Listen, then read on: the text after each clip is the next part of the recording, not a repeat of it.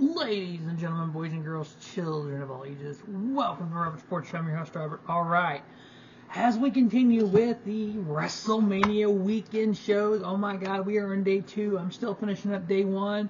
There's so many great shows, so many great matches, so much content.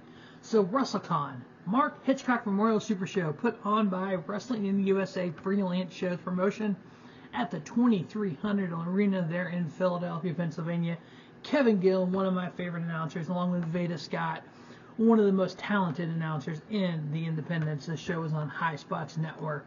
Now, what a weekend we've had so far, but obviously life doesn't revolve around wrestling. We wish it did, but it doesn't all the time. So, JCW versus the World, haven't finished that yet. Haven't started Tokyo Joshi Pro Wrestling, which is on at 10 a.m. this morning. At 2 o'clock Central Time, we have Progress Wrestling Chapter 166, part of the Collective.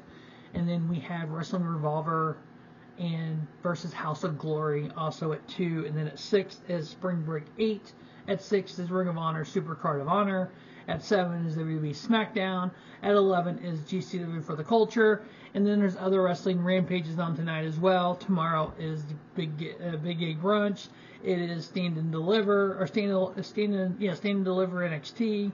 We have GCW versus Toshijo Pro. We have the Clusterfuck at 11. We have Mania Night 1 starting at 6. We have a Collision on at 11. Oh my god. Oh yeah, and I'm a NASCAR fan, so there's a truck race tonight, Xfinity race tomorrow, and Cup race on Sunday. Yeah, I can't watch everything at once, and I can't watch it all live because, yeah, I'm married, so that doesn't work very well. But you know what? We're going to watch everything between now and Monday, before Monday Night Raw begins. We're going to review every show from the Collective, from WrestleMania weekend. We're going to try to do both Manias live. We're going to get those videos up as well. So we're going to do a best of the Collective hopefully on Monday. And then the very last show will be the Monday Night Raw after WrestleMania, the biggest Monday Night Raw of the year for WWE. All right. All that going on, we're going to go ahead and do the WrestleCon Mark Hitchcock Memorial Super Show. What makes this show special is this show happens once a year. That's it. That's what, I mean, to me, that's what makes it special. And you get wrestlers who want to be on this show. And I love how Kevin Gill talks about, well, every match can be a main event. Well, yes and no. Some of these matches are put in place because of other reasons. Like, for instance, Speedball Mike Bailey versus RVD being the third match on the card. It's because Speedball had other matches to do. Speedball was also at DDT Goes Philadelphia, and he was later into that card. And that would have been his 4th match of the day. And we're like the 5th show in. It's insane. Mao and Speedball Mike Bailey, so many shows they're on. Same way with Joey Janela. But this show, to me, this show is pretty special. In the 2300 Arena, a lot of ECW ties to it. So first match, we had Nick Nemeth Worldwide versus Joey Janela, the bad boy. This match was super good. Watching these two guys, first time ever matchup. Dolph having, they called him Dolph during the show, but Nick Nemeth having the WWE style that he's kind of migrated to the indie style, going up against an indie hardcore legend in Joey Janela, made this match pretty special. Nemeth kicks out of a pile driver in the freaking chairs at one point. But Joey Janela getting the win over Nick Nemeth, which was kind of shocking to me. But Joey Janela does have a GCW title match coming up, so I don't know if that's why he won. But I definitely look to see this match run back again. I end up giving it 3.5. The next match was all ECW. Yeah, you heard me right. ECW. In the 2300 Arena, the ECW Arena. FBI. Little Guido and Tommy Rich. Teaming up with Deonna Purrazzo, who is also an Italian, going up against Los Boricuas, Miguel Perez Jr., Savio Vega, and they teamed with Nathalya, Perez. Jose Estrada Jr. was at ringside. The referee was a former ECW referee. Yeah, this match was truly ECW. It was fun. I actually enjoyed it. It wasn't going to be match of the weekend. We all knew that going into it. But it was fun watching the FBI, who was part of ECW, the Los Boricuas, who was part of WWE, who they never had a match, and they had the match here, and added kind of the modern day with Deonna Purrazzo, the upstart of Nathalya, Perez. Fun little match. FBI and Deonna Purrazzo get the victory. I ended up giving it 2.5. I mean, you could look at a bunch of old guys trying to wrestle kind of deal, but it was kind of fun. It was kind of old school, that old ECW feel with Tommy Rich and Little Guido. I've seen Little Guido on some other shows recently too. All right, next up. Yeah, this is the first time ever match up. We had the whole effing show, Rob Van Dam going up against Speedball Mike Bailey. This match was actually better than I thought it would be. There was a couple big spots where Bailey was on the outside and RVD flew off the top rope and hit him against the railing, against the barrier. They fought on the outside around the ring multiple times. You had kind of, well, step back a little bit. They announced ECW legend Jerry Lynn as the referee, a special referee. So just that moment, RVD back in the 2300 arena, Jerry Lynn back in the 2300 arena, and it was kind of the whole crowd was cheering. They were kind of taking in that moment. You could see Speedball. He was that 10-year-old kid, 12-year-old kid sitting there just clapping like, oh my God, this is my childhood right here. So that's pretty damn cool. And with his wife on commentary, 11 Beta Scott does a bunch of stuff. And I love the fact that she never, that's my husband, he's going to win no matter what. No, she just calls every match the same way, Baylor's in it or not. I think that's great on her part that she's able to do that. But again, RVD got the win. So you had FBI win. You had RVD win. You had Jerry Lynn out there. Okay, this is kind of that ECW love fest. How often does Mania come to Philadelphia? How often do you have shows at the 2300 Arena like this on WrestleMania weekend? I liked it. I didn't hate it. I mean, I'm a Speedball Mike Bailey fan, but I didn't hate it. I even given the match 3.5 because it was hella good. Next up, we had the RevPro Undisputed British Heavyweight Title line. What? Exactly. WrestleCon had the RevPro British Heavyweight Title line. Okay. Michael Oku versus Teton. I actually am a huge Michael Oku fan. He's had multiple 5-star matches versus Will Ospreay earlier this year at high spots. Unfortunately, Dave Meltzer gave it 6 stars, so Kevin Gill was calling him Mr. 6-star.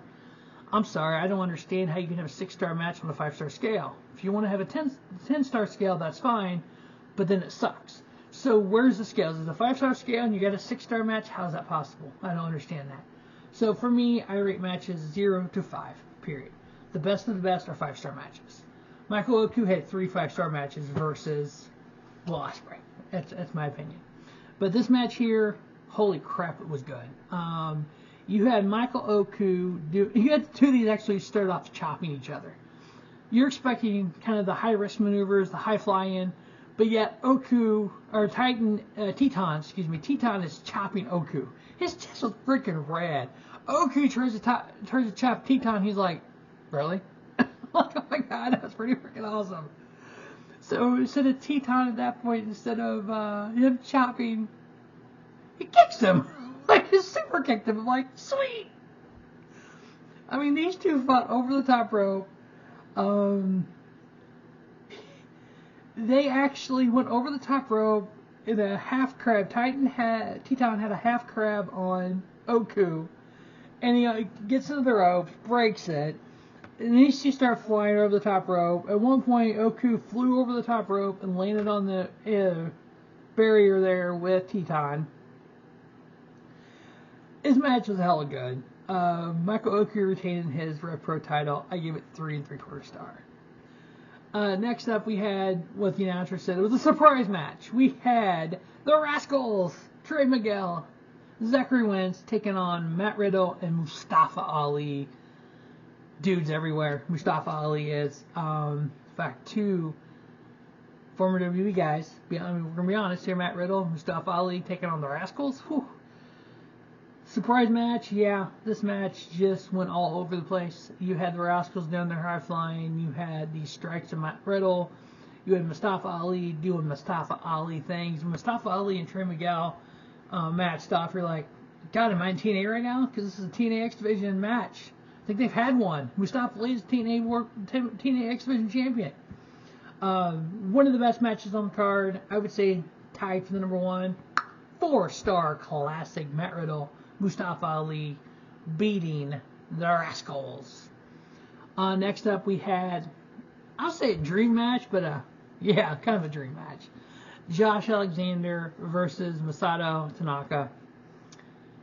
These two went at it. It was just a brawl. At one point, Tanaka got busted open. They were taking elbow shots to each other's head. Josh Alexander's headgear came off. They took the elbow pads off, and they're just like elbows to the face in each other and brawling. And Tanaka's busted open. I thought they were going to call the match because of the shots both guys were taking, but at the end, Josh Alexander ended up getting the victory. Just a hoss fight almost, and they're not hosses really. 4-star match there as well. So Josh Alexander getting the victory. Next up we had a 10-man tag interpromotional matchup. We had Team CMLL, Ivano, Carvano, Mystico, Star Jr., and Delano III Jr. taking on Team Dragon Gate, Dragon Kid, Kota Minori, Z, Shun, Skywalker, and Yamato. A whole lot of high-risk maneuvers. A whole lot of just insanity. Whole lot of dives to the outside. Literally everything that Lucha Libre is, you had here. You had striking. You had the high flying. You had the high-risk maneuvers. You had submission. You had a little bit of everything in this match, and Team CMLL going over. You had... I mean, just Dragon Kid did some weird freaking jump off the top rope. I mean, it was just insane. Unfortunately, a lot of people don't like this genre of wrestling. I do, thankfully. I give it 3 3/4 with Team CMLL getting the victory. Next up, we had a Philadelphia street fight. Now, this match actually goes back to the last Revolver show. And Paul Walter Hauser, global award-winning. Yeah, so this main event came from the last Revolver show. Let me take a look here. Paul Walter Hausen. I guess he's an Emmy award-winning actor. I've seen him in a few wrestling events here and there. And pull this up here. So yeah, at Revolver Ready or Not, he actually fought Matt Cardona. And then at Revolver Unreal last year, he fought Matthew Perry. Well, it was a Slammy versus Emmy winner take all. Matt Cardona has a Slammy award. Well, the fact that Paul Walter Hauser won, that didn't set right with Sami Callihan. Sami Callihan came out and attacked him, and then said they were going to have a match at Philadelphia. Philadelphia street fight. Here we go. This match was hilarious from the start because Callahan attacked him from the start. The fact that chairs were involved, doors, a door bridge, kendo sticks, you name it. And Sami Callihan did his patented, took his picture and did a paper cut right there, paper cut his tongue, poured lemon juice on his hand. Lemon juice in the cut. If you've ever done it, it hurts like a motherfucker. Yeah. Then Callahan pulled out the Nick Gage special pizza cutter and cut up the Emmy Award winner. I love it. I love it. I love it. Then, toward the end of the match, after all this brutality, you have broken doors everywhere. You have the lights go out. We're in the ECW arena. Wonder what's going to happen when the lights go out. Yep. Metallica's Enter Sandman hit. The Sandman came out. Sandman siding with Paul Walter Hauser. took on Sami Callihan, beat him down, cut him up, took him out. Paul Walterhausen gets the victory. Philadelphia street fight with ECW original Sandman helping Paul Walterhausen get the victory. I gave it 3.5. It was a good match. It was fun. It was a street fight. It was just that old ECW feel in the ECW arena. I've only watched it on the WWE Network. I didn't watch it back then. Didn't know anything about ECW back then. But good match. 3.5 star. But that is WrestleCon Mark Hitchcock Memorial Super Show. Also check out the DDT Goes Philadelphia. That's going to be the next video. And then I'm going to watch Progress in House of Glory versus Revolver and get those up later tonight. So we'll see what happens there. But you know what? It's a weekend of wrestling, weekend in NASCAR. As always, thanks for watching Robert Sports Show. Don't just have a great day. Have a spiffy day. Robert Sports Show, your YouTube leader of sports content.